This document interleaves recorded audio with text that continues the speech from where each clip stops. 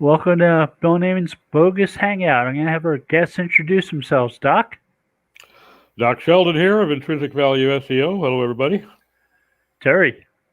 Terry van Horne, SEO Pros, SEO Radio. And I'm Bill Slosky of SEO by the Sea. I'm the Director of SEO Research at Go Fish Digital. So, I have a question for y'all. Headings on web pages. Ranking factor? Do you care? Markup. Do you put headings on pages? Hell yeah. Of course. But not for search engines. So the rule is humans first, search engines second? If it's good for humans, 9 times out of 10, Google eats it up.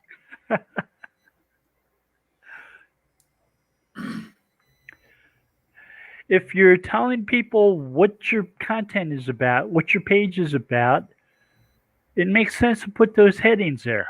Can't be a bad thing. Yeah.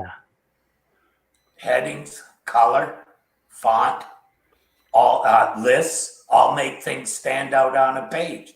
And by the way, they're all ranking factors too. I was a little disappointed in the way John couched his response. And I understand he was answering the question. Yeah. But when he said that, it didn't matter if it was an H, if you use an H1 for the title, if it didn't matter if it was an H2 or an H5. Well, I understand that, but I think it kind of glossed over the fact that hierarchy does matter. For assistive technologies, it does make a difference too. It certainly does, yeah. And when you start talking about accessibility, particularly, you can't jump from an H2 down to an H5 and then put something that should be under that H5 as a subcategory as an H3. Did you guys cover outlines in elementary school? Yeah, exactly. It's like second grade. Mm-hmm. Diagramming sentences.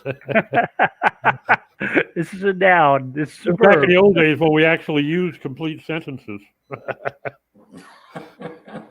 We live in a bullet point world now. There you go. Uh-huh. But you also have to take into account H1 and H2 actually in HTML had a function beyond the markup. And that was H1 was supposed to reflect what the page was about. And the H2 is supposed to be like a headline. The title reflects what the page is about. Right. Which is typically your H1, but not necessarily. And H1 is the main heading or the largest heading, and all the content that flows underneath it is what it's about. Remember, though, that the title is not displayed to the user. So the heading is actually the title on the page. And some browsers show the heading at the top of the browser, but others don't show it anymore. Exactly. Which is a shame, I think. I don't know why they stopped doing that. Well, because some young whippersnapper got in there and decided that was no good anymore. Didn't need it. And then to further complicate things, you get the new standard that says that you can have more than one H1 on a page. Yeah. So that confuses the hell out of people. Well, they have changed it now because the H1 isn't just supposed to be an overview of the page. Hey, Tim. Hey, So we're talking about headings. So how do you feel about headings on pages? who, me? You mean the H1, H2s? They're vital for accessibility. The screen readers rely on them. That's how, like if you're blind and you are going through the content, they sort by the header tags. So you can skip to certain headings. Yes. Using assistive technologies. Yes. And on Mac VoiceOver, they have something called a rotor command, and that sorts by links, header tags, articles. It's like a really quick way for them to move around the web page. Very common. So it almost gives a person with disabilities the ability to scan. Yeah. Oh, yeah. The same ability. And that logic that we used to have with SEO, that like the most important content was the H1 for this, search engines as well. Yeah. That also goes for the screen readers. They know that the H1 is going to be like the typically the name of the page, and then the H2, and then the H3, and the order actually has logic to it. It means something to them. I often tell clients that an H1 is your on-page title for your page. Yeah. So your title is the title of your page. It's what the page is about. But your H1 is what people see when they go to first thing they see when they go to the page. Mm-hmm. So they're learning what the page is about from that bold, larger, maybe different font-colored content that appears. Yeah. And that might be why when you put a title in WordPress, it uses it as a H1 and as the title of the page.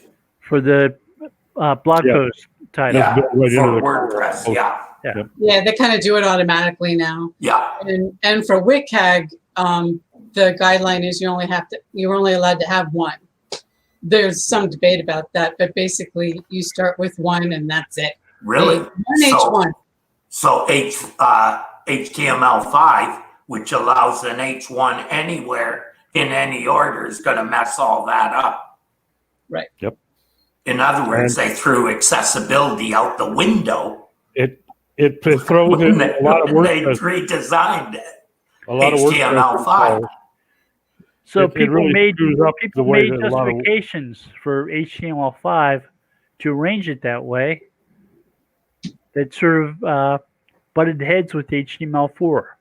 Yep, exactly. The other thing, a lot of WordPress sites under the bus because of that automated implantation of double H1s. Yeah, because that'll be flagged.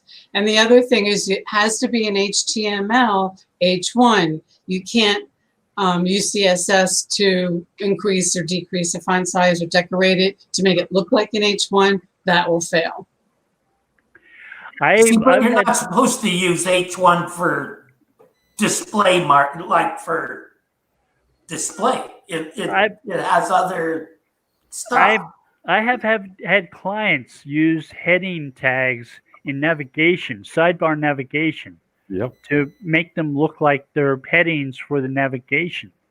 And I told them, don't do that. Style those with CSS to make them look like headings. Don't use the H1 stuff because you're confusing the search engine doing that. Yeah, I've used H3 as a heading above in a column like that. Yeah. Just because I wanted to make the different parts of the website stand out. On a WordPress site, it's interesting to me that if it's in the sidebar, for instance, if you use an H3 in the sidebar, it will not confuse that H3 as being any part of the hierarchy in the main content envelope of the page. It sees the sidebar as a separate entity. Yeah, and the same with the screen reader. Yeah. That's because of the ARIA. If it's labeled correctly, that will work. Because the ARIA label will designate, the main, the content, the navigation, the sidebar, all that. What percentage of your audits, Kim, do you find the ARIA is properly arranged? Probably not any. 1%, 2%? Yeah, it's getting a little bit better, but yeah, that's and fixing it because we can't get to the source code is really annoying. Yeah. In fact, one of the I'm using an accessible theme, and it has little down arrows and up arrows and little plus icons and stuff. They need a descriptive ARIA label, and I cannot get to the source code to do that. No. And that's normal. That's like that comes up with every client website too. There are just certain things that can't get to, and it's frustrating. Although with Gutenberg, it's getting better. I just played with their patterns today that they launched. Ooh, you use the G word. Yeah, But Cold chills. I hate that G word. yeah, but they are making so many advances to it, and some of it's actually starting to be helpful.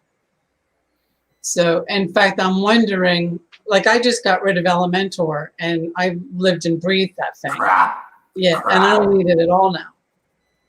Elementor, crap. You also know it has been exploited, right?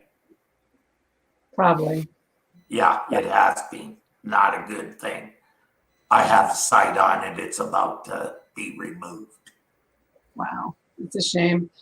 Well, the one website that I just finished working on has, I think, 2 plugins. One of them is the F for SEO.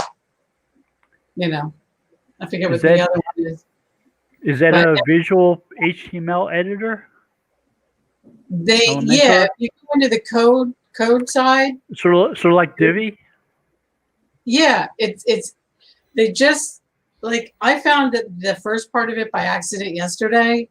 Yeah. And then I read something else about the block patterns, and I decided to try one, and you can actually get in there and insert these block patterns and get into the code editor and fiddle with them and change them around.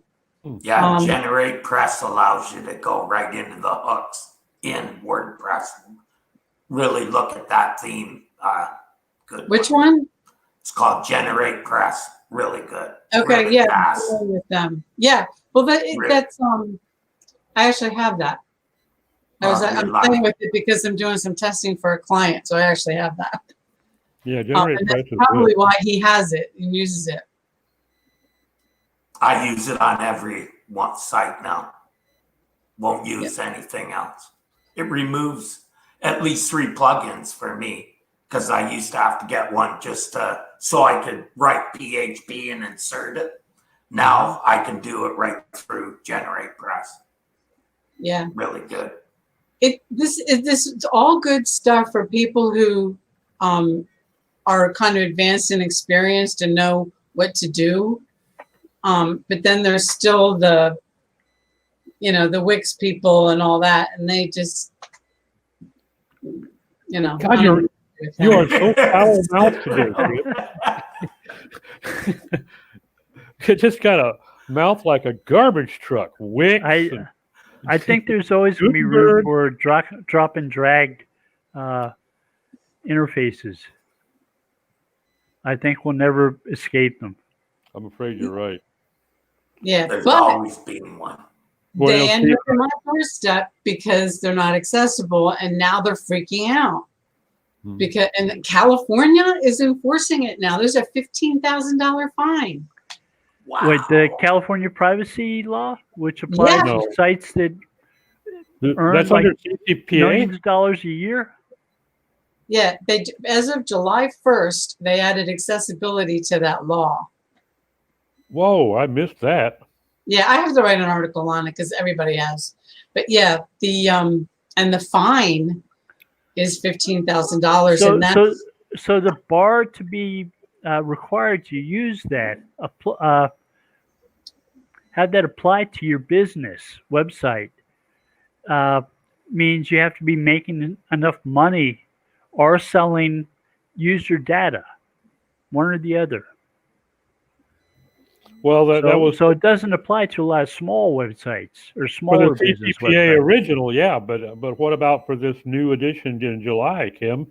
Is that still under the same limitations, or have they lowered the bar for that? I have to double check because there's because it's tied to that privacy thing. So right, yeah, so that's why I just haven't had time. That doesn't make sense that they would exempt real small businesses from accessibility requirements. I don't think anybody. Well, they're backdooring accessibility requirements into the privacy law.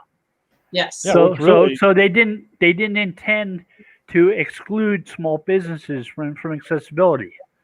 They just were taking advantage of the fact that there was a privacy law that covered lots of websites, and they could add something to that. Right. And there's also something called the UNRWA or UNRWA. I think it's UNRWA. Act. Yeah, and that's tied into this as well. So whatever's happening in California is other, and something else is happening in Pittsburgh. A whole pile of lawsuits. It's almost, I think it's a class action suit. And so I need to drill down and write that up so that it makes sense and so that I understand what's happening. Oh, that one is because of the overlays. The one in Pittsburgh. Yeah, and we're fixing to see the stuff hit the fan in New York too, because they're very close to passing their version of GDPR, CCPA under the New York Privacy Act. You guys do it by every state? Even more. Oh my God! Yeah. I'd be nuts. So now what do you got to do? If you do business in the States, you have to comply with 50 different standards, or more sensibly, you just go after the most stringent, which at this point in time looks like the most stringent, even more so than GDPR, is going to be New York. What sometimes happens, Terry, is states will start coming up with laws and the federal government will step in and say, enough of this garbage. We're going to have one law. Yeah. Oh, okay.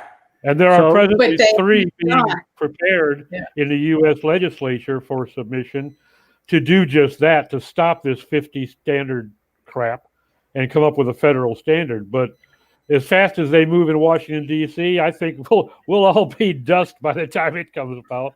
So they didn't add the word website to the ADA, and this would all go away. Yeah, but they won't do it. There were food safety laws that required things like if you sell milk, it has to be pasteurized. Mm-hmm. In New Jersey, it had to be pasteurized. In New York, it didn't have to be pasteurized.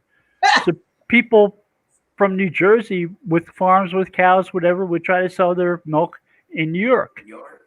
And New Yorkers were getting upset because so much unpasteurized milk was for sale there.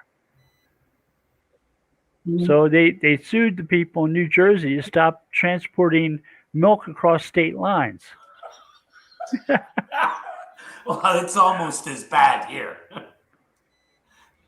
So they just dump it on the ground rather. So the federal government said, okay, we're going to handle milk under the U.S. Commerce Clause, and this is the way milk has to be sold. Yeah, Kim, our government actually pours milk on the ground if they. Yeah. Oh, well, I've got friends in Iowa that they live for those years when there's a corn surplus because they make more money being paid not to plant than they do harvesting. Yeah, that's usually how it works. Well, there's so many potatoes in Canada that everybody got a free bag, I think, in Canada through the homeless shelters and whatnot.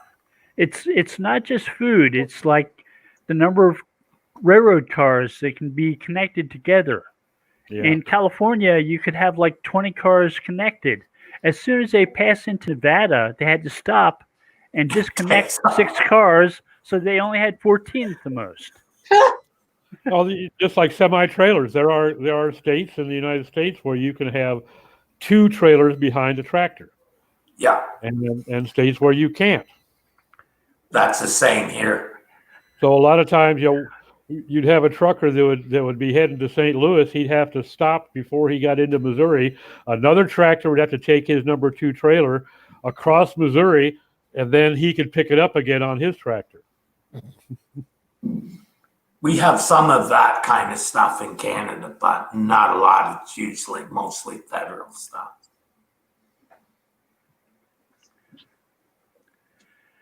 Yeah, so it's not surprising. So I have to check into this New York law. Still there? Yeah. Yeah, I found a link. I'm going to try to for the California thing. Yeah. Wait a minute, I'm going to do this. Maybe. You can post it in the YouTube comments on the right. Okay. It's because I have it on my one computer and then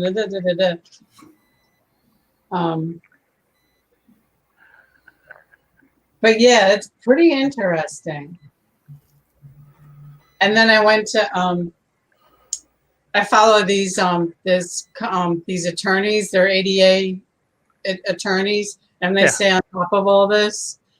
And that's how I found out about the class action suit in Pittsburgh. Yeah, and So Pittsburgh has Carnegie Mellon University there. What else is going on in Pittsburgh that would cause a class action? Yeah. Would cause a class action? There's some big hospitals there too. Yeah, well, this whole thing with the overlays and the widgets, the accessibility. Oh my God, I'm just bombarded with people asking about them because they're attracting lawsuits. They're not fixing the website, and people are buying them, thinking that these overlays are making their websites accessible with one line of code. And no such, it doesn't exist. You can't automatically make any website accessible by inserting one line of code. It's impossible. It doesn't work that way. Oh, but it's magic. It's magic code. I bet you that's how it's being sold. Yeah, and they're paying a lot of money for this stuff. Of course. And then so I've been compiling, and I guess I have to link to that too.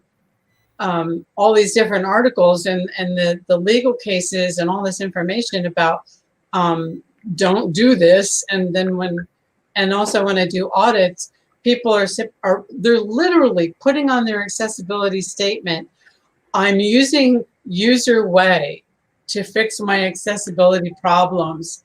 So is UserWay located in Pittsburgh? No, but it's one of the widgets or the overlays, and there's another one too.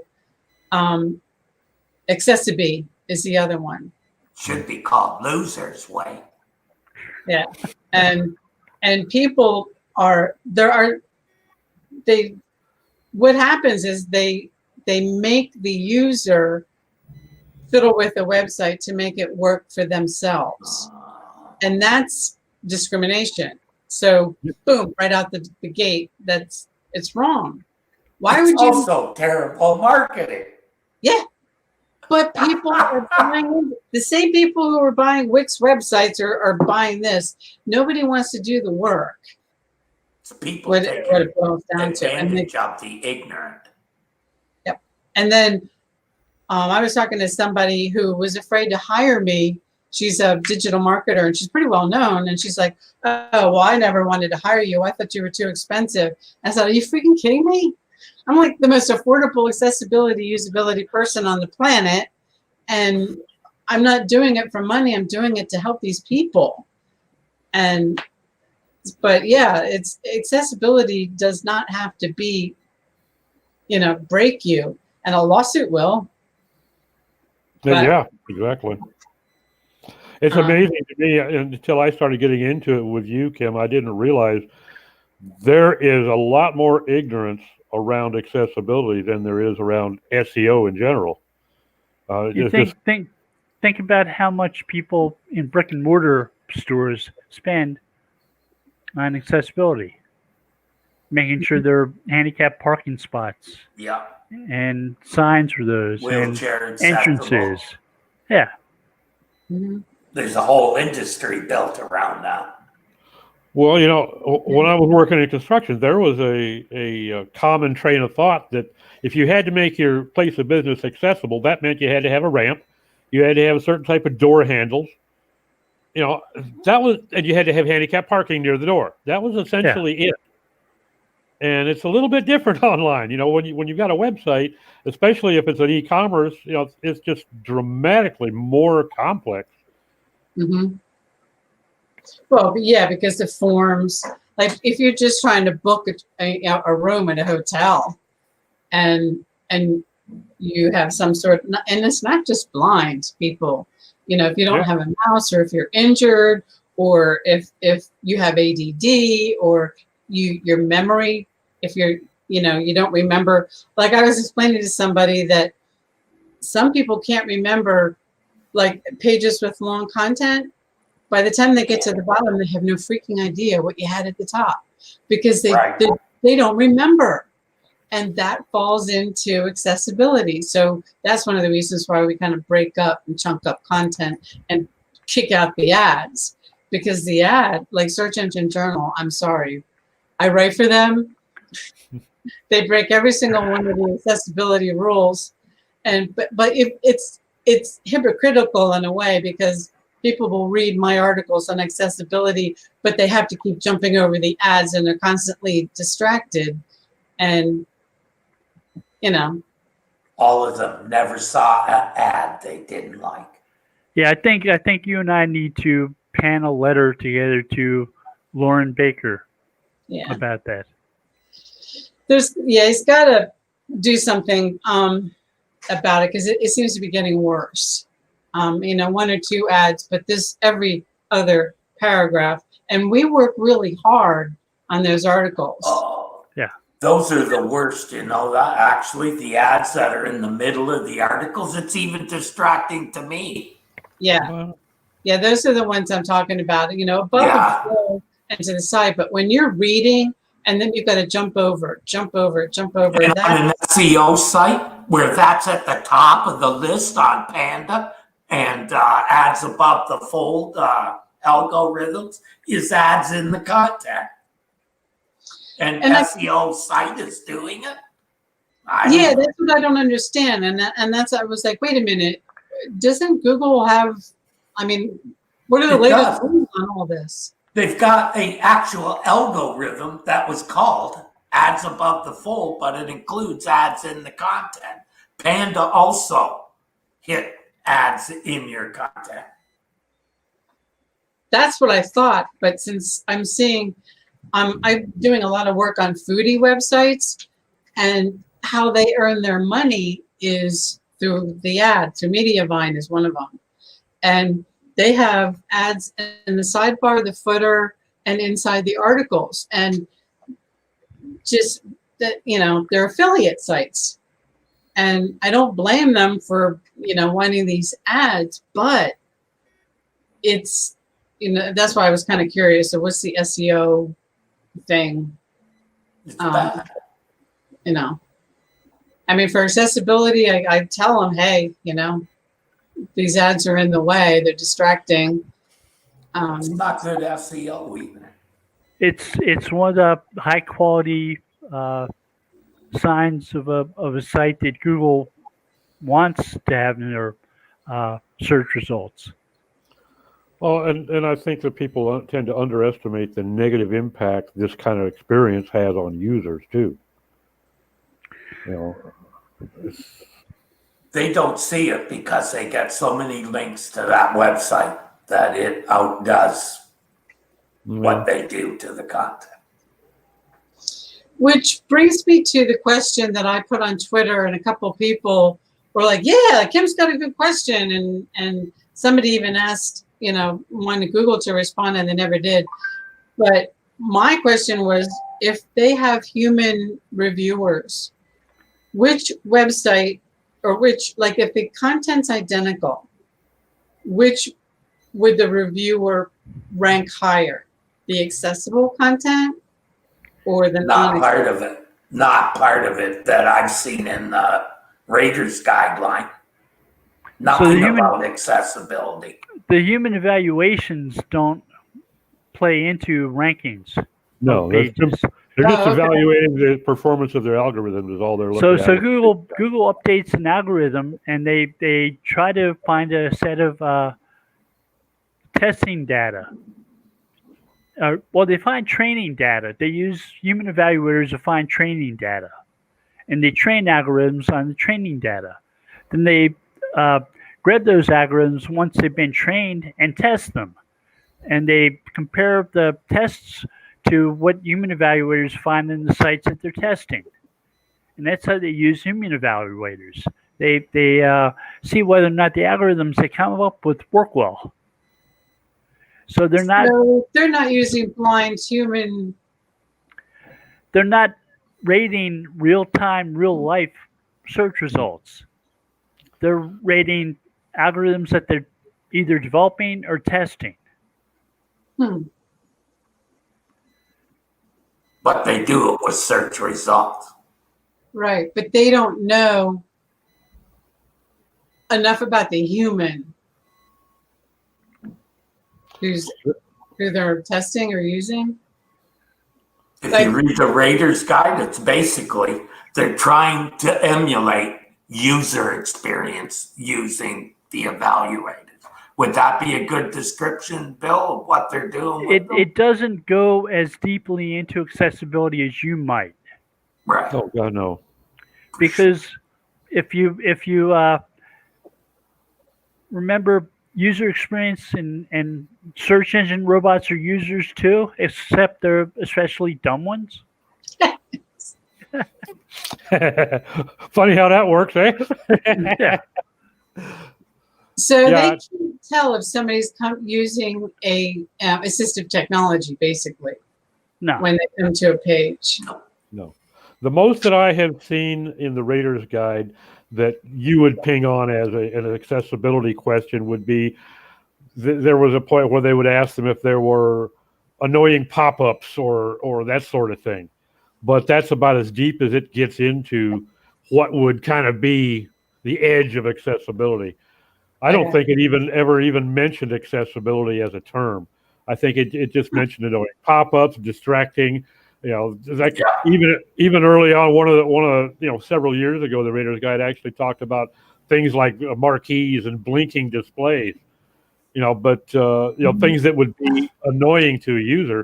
That's about as deep as they ever get into it. What they're interested in seeing is when these humans look at this website, are what they're seeing, do they feel like those search results are indicative of what they should have been? That lets them kind of grade the performance of the algorithm. And if they see something that's way out of whack, for instance, if the raters are saying, yeah, there's an awful lot of annoying pop-ups, and their algorithm is supposed to be avoiding annoying pop-ups, then they say, okay, there's an aspect of our algo we need to look at. Would you be disappointed if you did the search and found these sites? Yeah. Yeah, that's a good way of putting it. Right. I just think maybe I'm thinking too far in the future, but to me, I would want, if I was disabled or if I was blind or if I had cognitive issues and with memory or whatever, and I'm doing research, then I want the search results that are going to work with my technology and my impairment. It's possible that Google may evolve to that point. I mean, just within the past couple of years, they started asking local guides questions about whether or not stores, businesses had handicap doors and parking. And they hadn't been asking questions like that. So there's more awareness of that type of brick and mortar accessibility. If they're going to handle the brick and mortar stuff, they might turn to the website stuff soon too. Right. I've always kind of had a bit of a problem expecting all website owners and developers to be able to ensure that their website caters to every conceivable limitation or handicap. I don't think that's realistic. What I do think, and kind of following up your thought, Kim, is that it might be workable at some point in time for me to go on as a user who happens to be visually impaired, and I'm using a reader, for instance, that I pick a classification for the type of results I want to see. I am visually impaired, or I have a cognitive disability, or whatever it may be, and they would perhaps their algorithms would tailor my search results accordingly. So Lighthouse does have an accessibility session. Yeah. And they do look at things like if there's enough contrast between letters and backgrounds and so on. Between clickable events and whatnot. Yeah. Yeah. Yep. Yeah, they even get into some ARIA code and iframes and stuff like that. But yeah, I'm already thinking like, wow, how cool would it be to have your own accessible search engine that's not even part of, the rest, that's just made for people with all kinds of different disabilities and impairments. I mean, we're not talking just, there's emotional, mental, physical, there's like tons. And there's hundreds and hundreds of potentials. Yeah. Yep. And then the reasons why, like when I do testing, I do tab key testing to emulate what it's like not to have a mouse. Because people think, oh, everybody's got a mouse. No, they don't. That's part of the reason that we got into the audio at the dojo, was there was a member who is blind. He couldn't read our stuff, and that's why he liked the videos and the audio, because he could use the content then. So there was a time in doing SEO where we used to access websites using different browsers to see if we were seeing the same thing when we went from Firefox to Safari. Mm-hmm.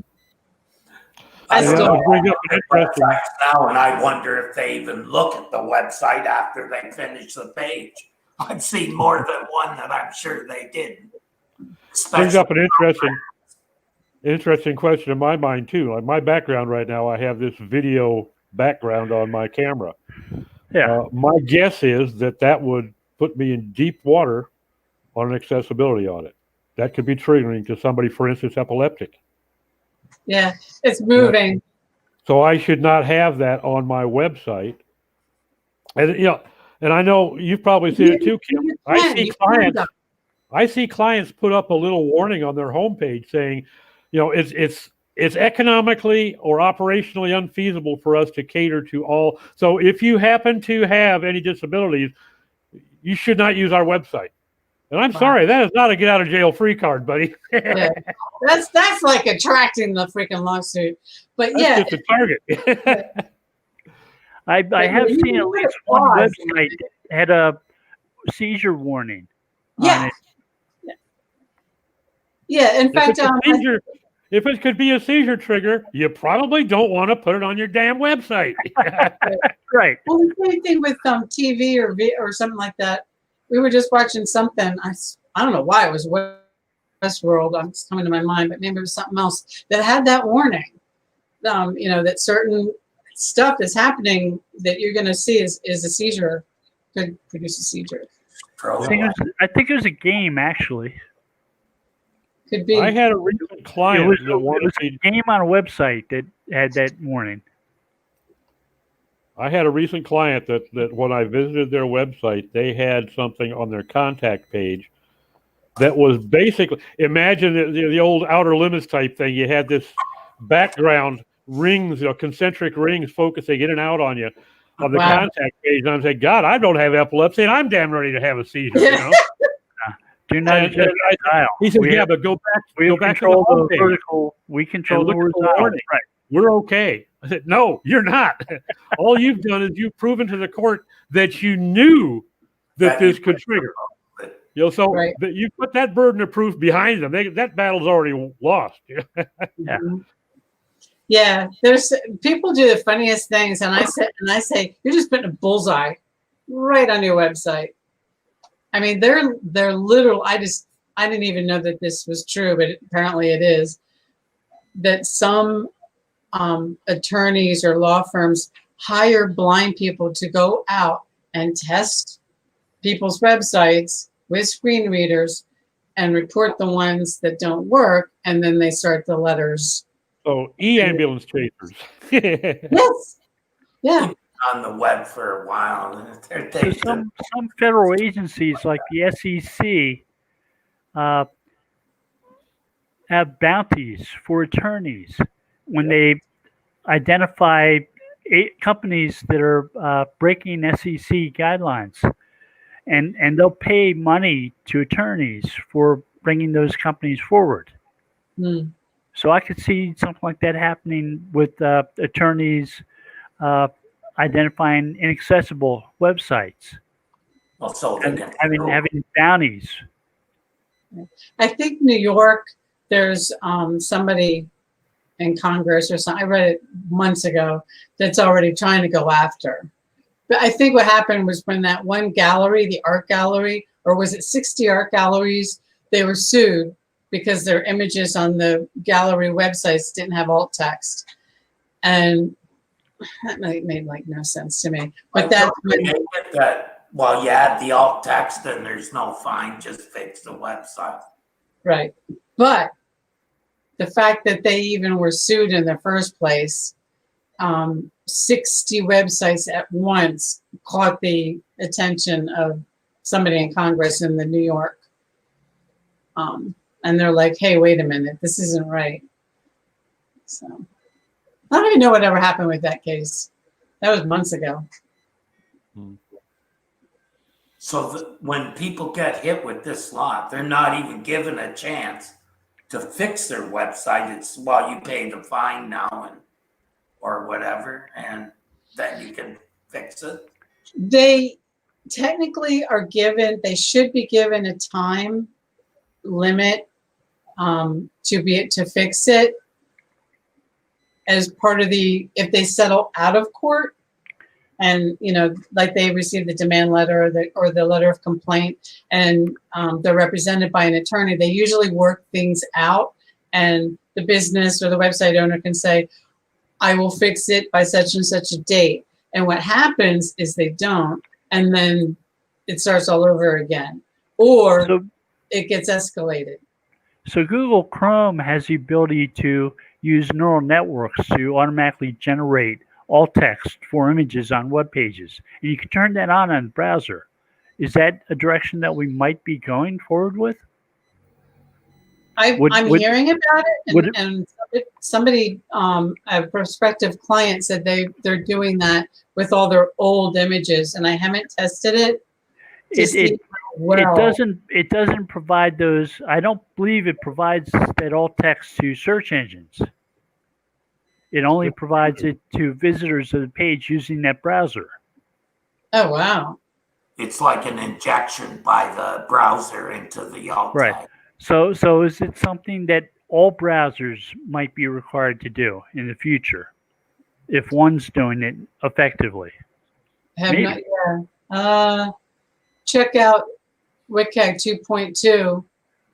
That's already in draft form. Yeah. So the question is whether it's the liability of the site owner or the liability of the browser to provide that type of information. And if somebody can make the argument that the browser should be responsible, then I could see more browsers doing that.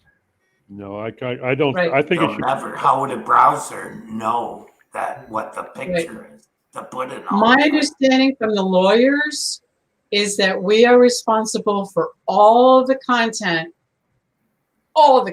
including, and this blew me away, third party. Yeah. So, because I was telling my clients, oh, well, it's third party, you can't do anything with it, you're not responsible. And the lawyers are saying, oh, yes, you are. You have to make sure that every third, like a form or a shopping cart, like Shopify, all that has to be accessible. If you're going to allow user-generated content, you better be aware of what that is. Right. So you either talk with the developer and get an accessibility statement or from the developer saying, yes, my application's accessible. No, it's not. Where it's not. Or you put on your accessibility statement saying, can't vouch for it. And then there's like this little gray area. I'm not comfortable with it at all. Well, that would be my question. Some kind of safe harbor. Does that become a liability to link out to another site? Because I have seen sites saying, external links, we're not responsible for the privacy, for instance. Okay, and I can see the accessibility being added into those little disclaimers. I'm actually looking into the proper way to write a legal disclaimer as part of contracts, as well, related to that. For Because you as a consultant? yeah, To protect Yeah. you, I Yes. would. Yeah, I was looking at that. You may remember a few months ago I was talking about, trying to get error and omissions insurance again, which has just suddenly gotten unbelievably expensive. So you know how As a lawyers consultant- handle that type of thing. Huh? You know how lawyers handle that type of thing. They buy Lawyers? a form. Lawyers, attorneys. Yeah. They buy a form book that has lots of forms, and they pick one. Yeah, pick one. Pick a shiny one. you would know. Yeah, but error and omissions insurance would, if you as a consultant consult me on how to fix my site and make it safe to avoid accessibility lawsuits, and then I get an accessibility lawsuit, you can bet I'm going to come back at you if I can. Yep. And what used to cost me like $70 a quarter is now about $800 a goddamn month for E&T or E&O insurance. It's just unbelievable. But that's probably a result of this accessibility thing. Well, this and privacy and just so many different things. All the different things that they can get. I mean, I nailed did. for. We weren't even really online when I was using E&O insurance, so I think just having the internet has probably had a dramatic effect on it. But it's just it's scary because somebody could make a change on their website that didn't exist when you did their accessibility audit, that suddenly made them vulnerable, and now all of a sudden you got to pay your attorney 40-50 grand just to prove that you didn't have anything to do with that change. Right. And good luck recovering those costs, kid. As a consultant, you'll almost never get from a third party. You'll almost never get your fees. Yeah, the disclaimer for the contractors, the disclaimer on the website. If you use any third party, anything, links. You're not responsible if they link to a non-accessible website. All of this. You can imagine, the footer would be filled with a whole lot of text and dialogues saying, okay, this is, don't sue me. People are scared. And Well, if you could link you're going to adhere to and then they GDPR, change. if you're going to adhere to GDPR and CCPA, you can't just put that on your legal disclaimer page. You got to display that. You got to barrier that user and make them aware of at least the fact that there's a statement available and a chance to go through and read that statement before they pursue any actions on your site, or you might as well not have it. It's just getting ridiculous. Mm-hmm. Yep. I think the reasons behind it are valid. I think the implementation, like so many things, is atrocious. It's just, it's making it very expensive for site owners, high risk. The attorneys are the only ones making out. Petrified. Everyone wants to tell us how to build websites. They won't leave it up to the developers. They all want to tell us. Google, now the government. I mean, who's next? Mm-hmm. And it's not yet. And if you have global the hearings they had by Congress asking social networks. Somebody was interrogating Mark Zuckerberg, and it was about somebody's tweet being removed. And he said, I'm not quite sure that Facebook was responsible for that. You might want to ask Jack Dorsey. Yeah. See, that's the problem too, is these guys, in Congress, they're talking to these people and trying to make, they didn't even ask the right questions of the right people. I mean, Apple should have been hauled over the coals more than anybody because of their app shop, but they hardly got asked about that at all, which is probably why those games started leaving the store, because they realized this is never going to change. They're always going to own a big piece of us. Mm-hmm. I think you'll see more and more developers do it. Like Fortnite doesn't need Apple to sell the same amount of games. I mean, they've got such a built-in network of people that are playing that game. They don't need Apple's distribution anymore. Getting kicked off of Apple might have actually given them a boost in sales. Oh, to give them more money because Apple was taking 30% of the but just the publicity alone, from the game fanatics, that kind of publicity, that's like Borker, man. I mean, yeah, games like World of Warcraft don't necessarily need to be available on iTunes or the Play Store. Anywhere. Right.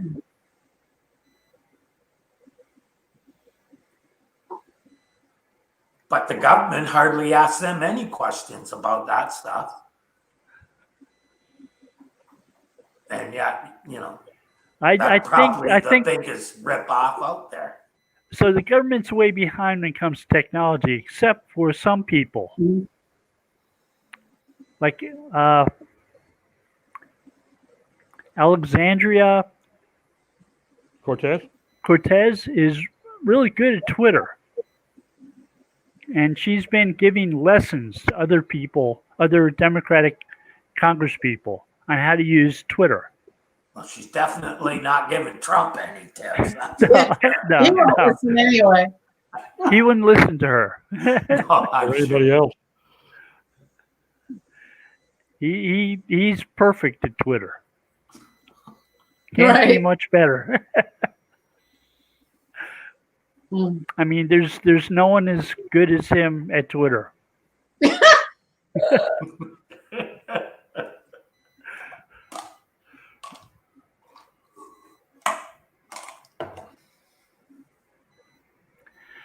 But I do think that as more people who grew up with technology get old enough to be elected into positions of office, we're going to see changes. Oh, yeah. Especially when you look at people who are like teenagers now, have lived with, internet their whole life. Yeah. Some probably had a cell phone when they were like 5 years old, surfing the internet on. So when Congress people start passing laws about D&D, and I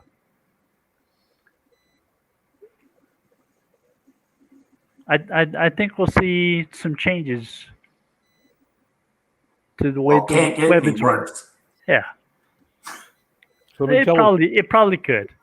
Well, yeah, with the government, it can always get worse. I mean, did you hear Donald Trump's big news today? That he pardoned Susan B. Anthony? He pardoned Susan B. Anthony. What? He pardoned Susan B. Anthony. For voting illegally.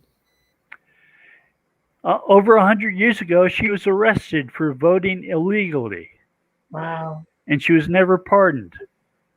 So that was his great bit of misdirection and distraction. Nice of him to take care of the important stuff, eh? It's like a mask mandate we might see in 100 years, right? It's crazy.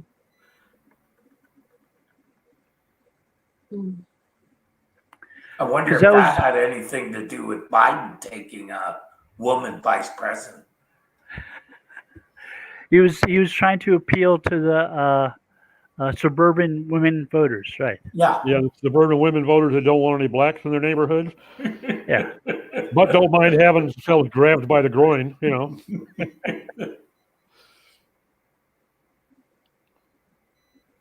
I'd like to go on record right now as saying, though, this is the first time when I was in an episode when Trump was not brought up first by me, okay?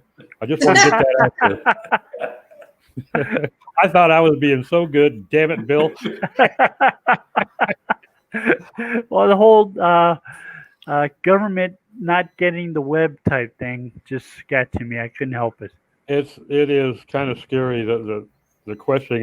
Zuckerberg's first thing out there in front of them a few months back was just mind-boggling. The questions they were asking, total ignorance. And I'm not a big Zuckerberg fan, but I gotta say, he showed fantastic composure.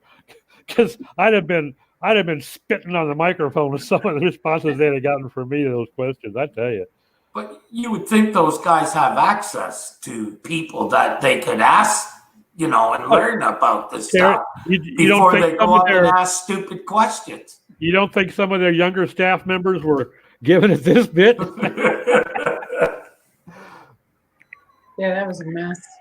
So if they want, they can subpoena and they can question people who are subject matter experts. Expert witnesses. Yep. But then they would have to surrender some of their microphone time to that subject matter expert, and they want that camera time. I got a phone call about 10 years ago from the FTC, who drilled me on the difference between PPC and SEO. That must have been fun. Well, they had no idea how they You'd be differ. surprised. Yeah. So Yeah, the Department of Labor, I talked to them when they were doing some designations for some SEO type stuff. I was happy to spend half an hour or so with them, just answering questions.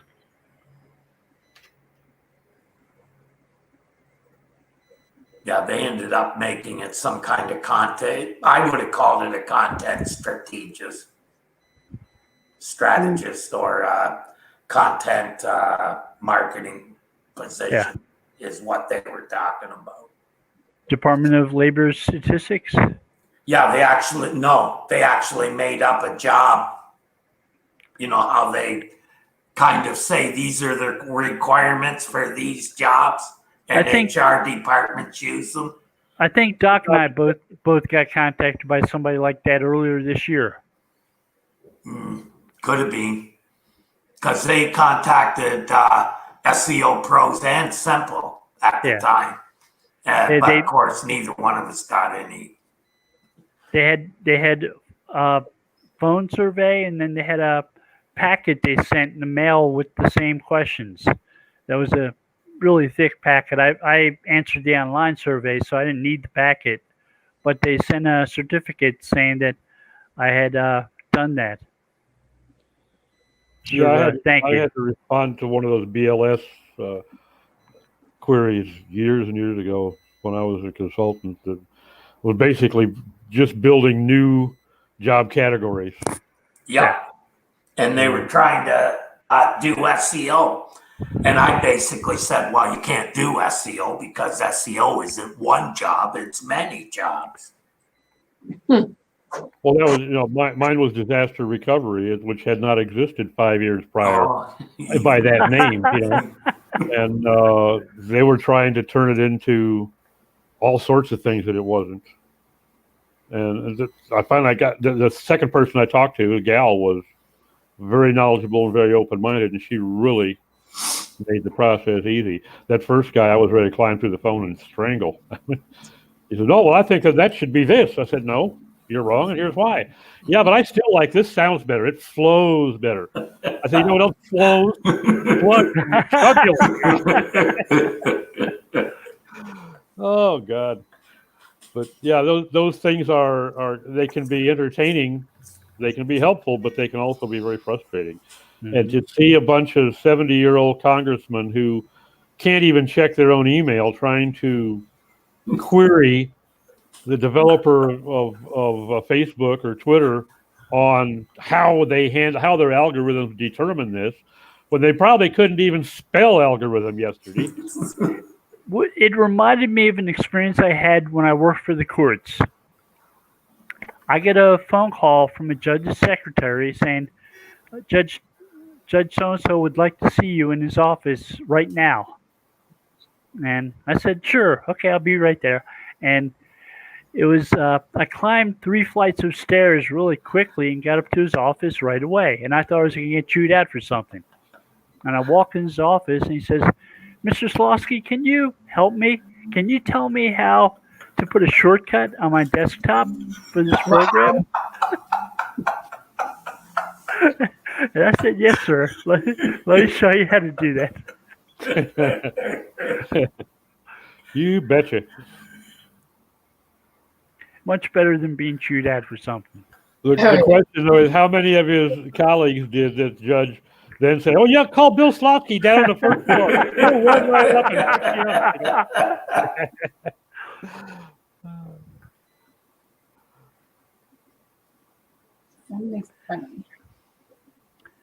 I mean, yes, computing classes for executives is a much needed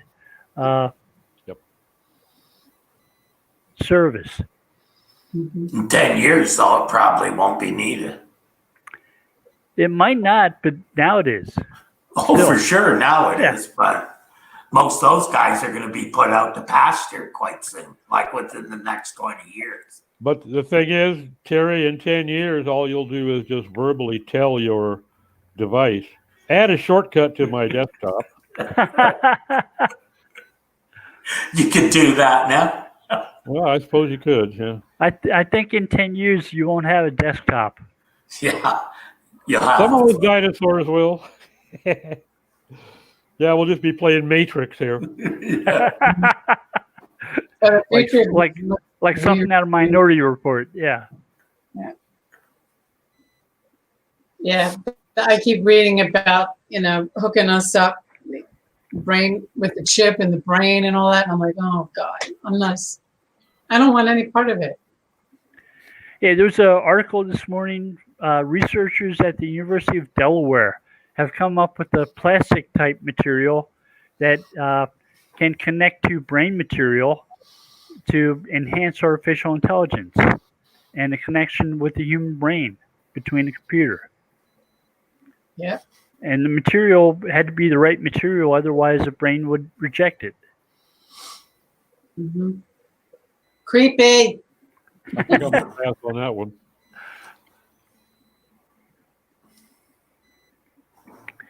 So say you needed a skill and you could buy a program that was about that skill, like flying a plane. And you could plug it in and you know how to fly a plane. Yeah.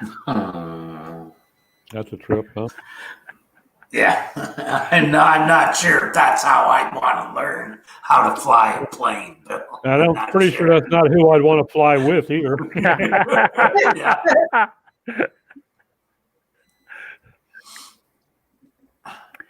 I mean, a blue screen would be bad then. Yeah. Yeah. Yeah. Yeah. Oh my God. So you're saying I can put the link to the article on the California law on the YouTube when you post this? Yeah, this is live, so it there should be the YouTube channel going live now. You could put it in the comment there if you want. Or you can drop it in the chat here too. Yeah.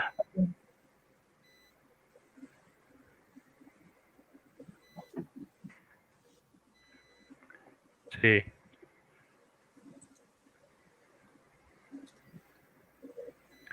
So I get you a link for that right now. Okay. Yeah, because I figure if I go offline or if I lose you guys while I'm trying to do this cutting and pasting and all that. Yeah. This is live now. Let's see if they do a time loop. Yeah, I actually have a bunch of links. Maybe I'll put them on Facebook or something that for a lot of this legal stuff that's been coming up. Yeah. It's going to be in the sidebar now. Or I'm going to do the private chat.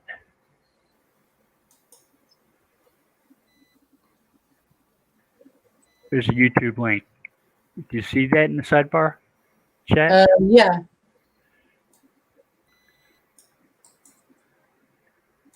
Okay, that's where the session's at. So, yeah, you can drop it in there.